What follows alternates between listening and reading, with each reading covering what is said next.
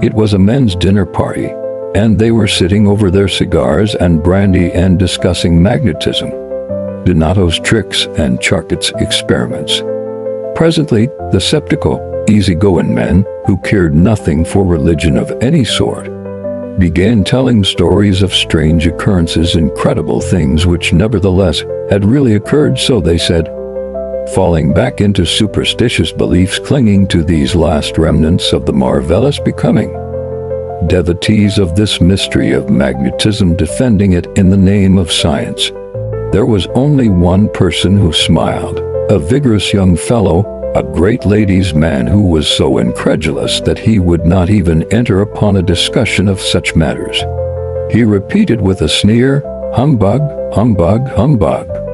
We need not discuss Donato, who is merely a very smart juggler. As for Charcot, who is said to be a remarkable man of science, he produces on me the effect of those storytellers of the school of Edgar Poe who end by going mad through constantly reflecting on queer cases of insanity.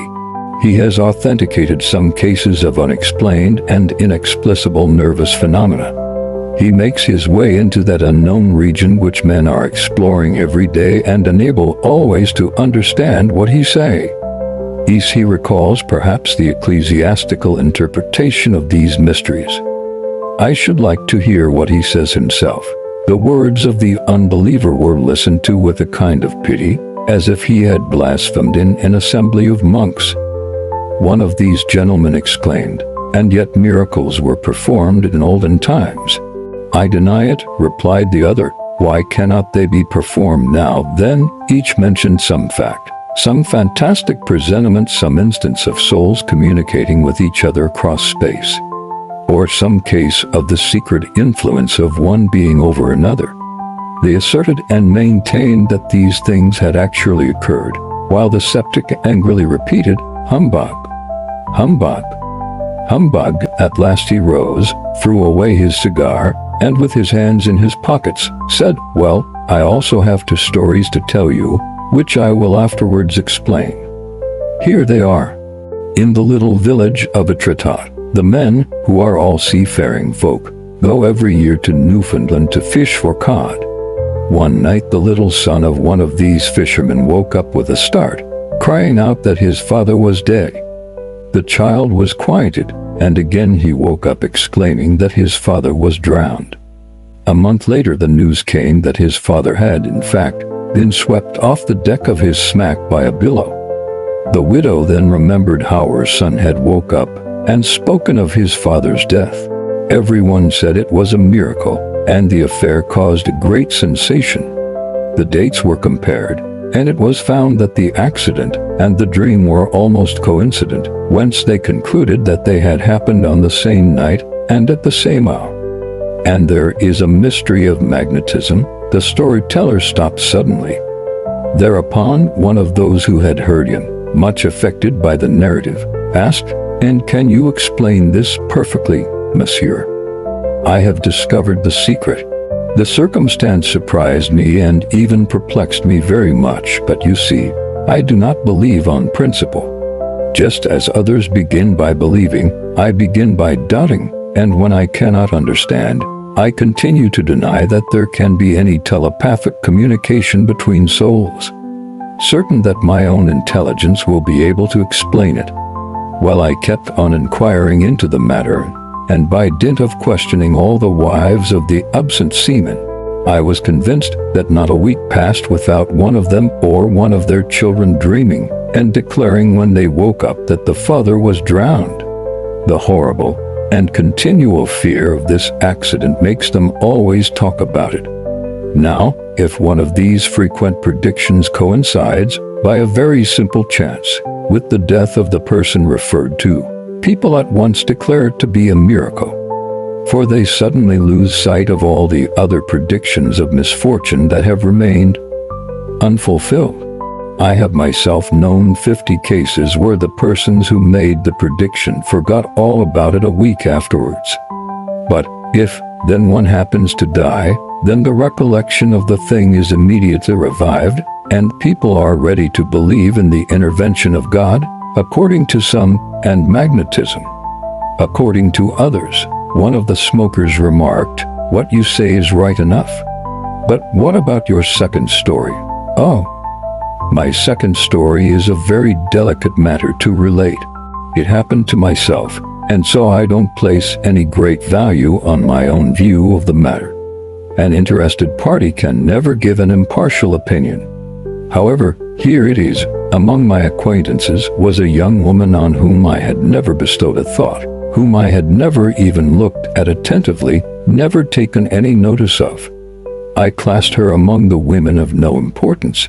Though she was not bad-looking, she appeared, in fact, to possess eyes, a nose, a mouth, some sort of hair, just a colorless type of countenance. She was one of those beings who awaken only a chance, passing thought, but no special interest, no desire. Well, one night as I was writing some letters by my fireside before going to bed, I was conscious in the midst of that train of sensuous visions that sometimes pass through one's brain, in moments of idle reverie, of a kind of slight influence passing over me, a little flutter of the heart, and immediately, without any cause, without any logical connection of thought, I saw distinctly, as if I were touching her, saw from head to foot and disrobe this young woman to whom I had never given more than 3 seconds thought at a time. I suddenly discovered in her a number of qualities which I had never before observed: a sweet charm, a languorous fascination. She awakened in me that sort of restless emotion that causes one to pursue a woman. But I did not think of her long. I went to bed and was soon asleep, and I dreamed. You have all had these strange dreams which make you overcome the impossible, which open to you double-locked doors, unexpected joys, tightly folded arms. Which of us in these troubled, excising, breathless slumbers has not held clasped, embraced with rapture, the woman who occupied his thoughts? And have you ever noticed what superhuman delight these happy dreams give us? Into what mad intoxication they cast you, with what passionate spasms they shake you, and with what infinite, caressing, penetrating tenderness they fill your heart for her whom you hold clasped in your arms in that adorable illusion that is so like reality. All this I felt with unforgettable violence. This woman was mine, so much mine that the pleasant warmth of her skin remained in my fingers, the odor of her skin in my brain, the taste of her kisses on my lips. The sound of her voice lingered in my ears, the touch of her clasp still clung to me, and the burning charm of her tenderness still gratified my senses long after the delight but disillusion of my awakening. And 3 times that night I had the same dream. When the day dawned, she haunted me, possessed me, filled my senses to such an extent that I was not 1 second without thinking of her. At last, not knowing what to do, I dressed myself and went to call on her. As I went upstairs to her apartment, I was so overcome by emotion that I trembled, and my heart beat rapidly. I entered the apartment.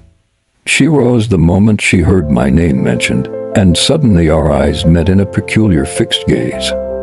I sat down. I stammered out some commonplaces, which she seemed not to hear. I did not know what to say or do. Then, abruptly, clasping my arms round her, my dream was realized so suddenly that I began to doubt whether I was really awake. We were friends after this for 2 years. What conclusion do you draw from it? Said a voice. The storyteller seemed to hesitate.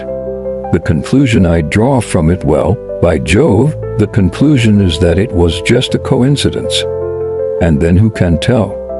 Perhaps it was some glance of hers which I had not noticed, and which came back that night to me through one of those mysterious and unconscious recollections that often bring before us things ignored by our own consciousness, unperceived by our minds. Call it whatever you like, said one of his table companions, when the story was finished, but if you don't believe in magnetism after that, my dear boy, you are an ungrateful fellow.